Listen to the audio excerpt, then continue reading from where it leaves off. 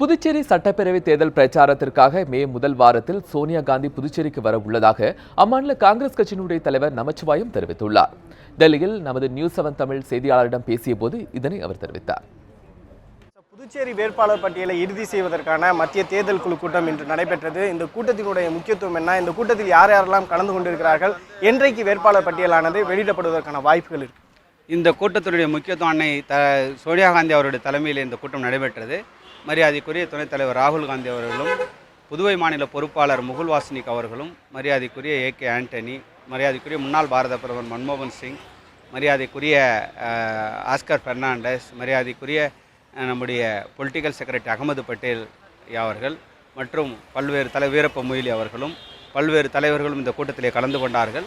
இந்த கூட்டத்திலே இன்றைக்கு வேட்பாளர் புதுச்சேரி மாநில காங்கிரஸ் கட்சியினுடைய வேட்பாளருடைய தேர்வானது இன்றைக்கு முடிக்கப்பட்டிருக்கின்றது.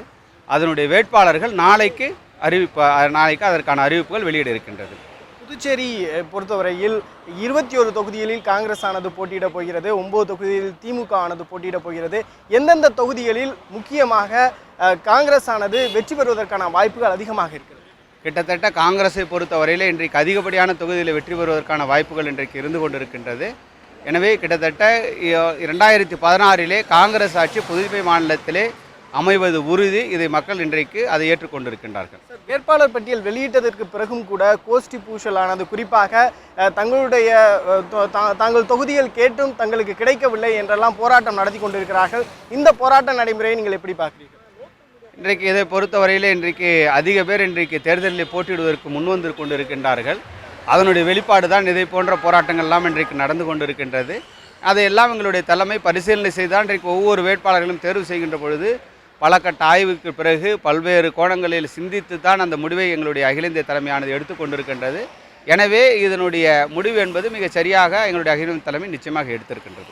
காங்கிரஸ் கட்சிக்கு புதுச்சேரிக்கும் சரி தமிழ்நாட்டுக்கும் சரி என்றைக்கு அகில இந்திய தலைமையானது சோனியா காந்தி மற்றும் ராகுல் காந்தி பிரச்சாரத்தில் கலந்து கொள்வதற்காக வர இருக்கிறார்? மரியாதைக்குரிய அன்னை சோனியா காந்தி மே முதல் வாரத்தில், அதாவது 5ஆம் தேதி அளவிற்கு அவர்கள் புதுவை மாநிலத்திற்கு பிரச்சாரத்திற்கு வருவதாக இருக்கின்றார்கள். மரியாதைக்குரிய இளந்தலைவர் ராகுல் காந்தி அவர்களும் பிரச்சாரத்திற்கு வருவதாக இருக்கின்றனர். ஒரு நாளிலே அவருடைய பிரச்சார பயணமானது எந்த தேதியிலே அவர்கள் வருகிறார்கள் என்பது முடிவாக இருக்கின்றது.